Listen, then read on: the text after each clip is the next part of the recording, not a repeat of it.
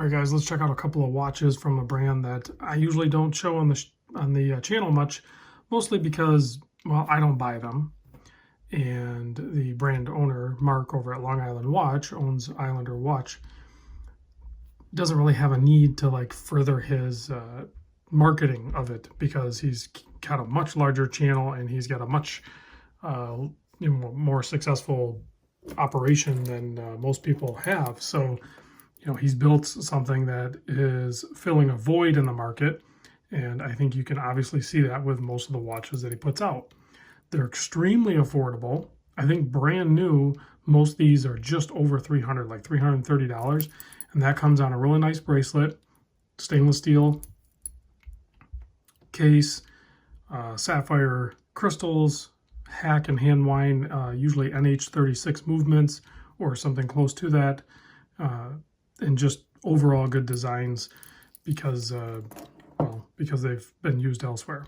So let's just show these two, and I'm not 100% sure of the model number on this one. The closest one I could find was the ISL-28, but that one has like a waffle pattern dial, and this one doesn't. So I don't think this is a 28.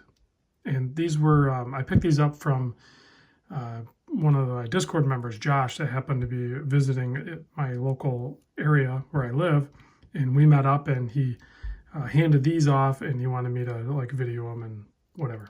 So here we are. So this guy here it's hard to get a case width measurement on this, but it's like 42 millimeter-ish, 48 lug to lug, drilled lugs. Kind of thick, 15.4 millimeter thick, but you can see chamfered and domed sapphire crystal. 22 millimeter lug width, bracelet tapers down to 18. You have a milled center section, stamped outer, 3 micro adjust, double pushers, and a simple fold over clasp. No dive extension. They use screwed pins on these bracelets. Okay, so as you can see, it's a kind of wobbly headed screw. So that's called something. I don't know what it's called, but I remember the first few times that some of the people that had bought these were checking that out. They're like, yeah, this is broke or something. It's not broke. It's an intentional design. And I'm not sure if it's purpose exactly. This is the only bracelet that I've ever handled that uses it, but it's totally fine. It's no different than sizing any other bracelet. So, 22 to 18, now we're talking about the bracelet, 7 millimeter screw down crown, 200 meter water resist. This guy weighs in at 211 grams. So you have 120 click bezel. This one's really loose. And of course you have like kind of a dove gray with a nice brilliant orange on the bezel insert, which has, I don't know if it's sapphire, but it's definitely some sort of crystal bezel inserts because that'll be loomed. Now if you take a closer look at this too, you'll see that the bezel kind of lines with the dial, but the inner chapter does not line up. So misalignment on this one up at the top, but it kind of lines up on the other 3 points. So one of those weird situations there. But other than that, it's a pretty beautiful looking watch. I think the nice color combination. If you look at the case back here, you'll see a nice screw down case back with the Islander logo on the Island of Manhattan there. It still has the protective film on the back there. Josh didn't remove. I'm not sure if he even ever wore these, to be honest with you. Let me pop this one on real quick, and then I will show you the other one. This one is an ISL-44. I know that, the green one there. So, but yeah, this isn't even sized, I don't think. So there it is on my 7 1/4 inch wrist. Wears good, feels good, a little heavy, but take a few links out to size it for my wrist and it would probably be a little bit lighter, not much. So if we take a look at this one, 42.5 millimeter case, which is odd. I measured excluding the crown and crown guards on this one. This one looks so much larger, and if you listen to the measurements, it's actually really close. So you can't always go by measurements, guys. So 42.5, 46 lug to lug, so much shorter on that point, but it does extend out with the bracelet end links here. 15.6 millimeter thick, so it's a thick one. 22 millimeter lug width, bracelet tapers down to 18.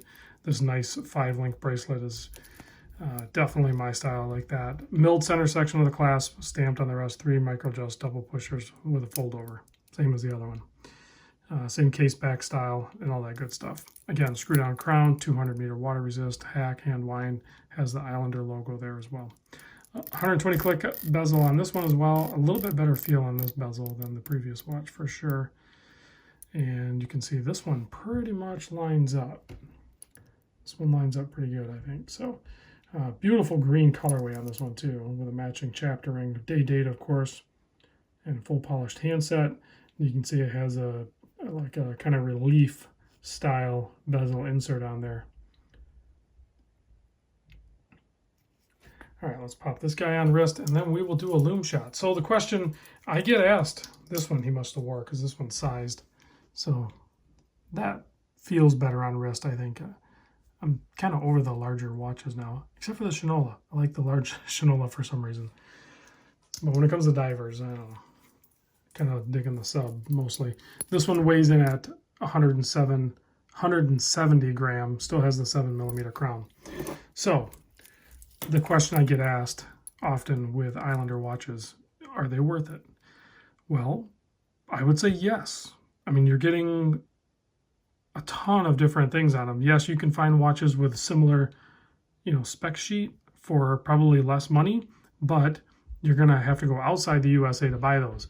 Mark has these typically in stock at his store. He can ship them out right away. He's super easy to deal with, and you're going to get the item fast, and he's going to back it up. If there's an issue with it, you contact him. He's probably going to take care of you.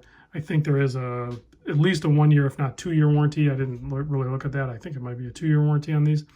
But you can understand, Mark is a pillar in the watch community, so you're going to have that support, and you're going to be supporting him too in his endeavors. So if this is your price point, you like to be sub 500 and you like to check all those boxes, he has a massive catalog inventory of different Islander watches. They're very similar to other watches, but a lot cheaper. So less expensive, I should say.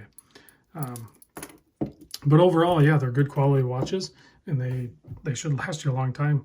No problem. Let's kill the lights and check the loom on these. Now, when you do that relief bezel insert, you're not going to have any loom on that, but you do have plenty of loom on the hour, and then hour, minute, second indices, and then actually even the logo's loomed out on this green one. That's pretty fun. And then, of course, this one might have been an earlier model. I'm not sure, but with that loomed out bezel is pretty wild. It adds a lot more character to it when the lights go out. All right, guys, thanks for watching. Big thanks to Josh from my Discord group for sharing these, and I'll see you guys in the next vid.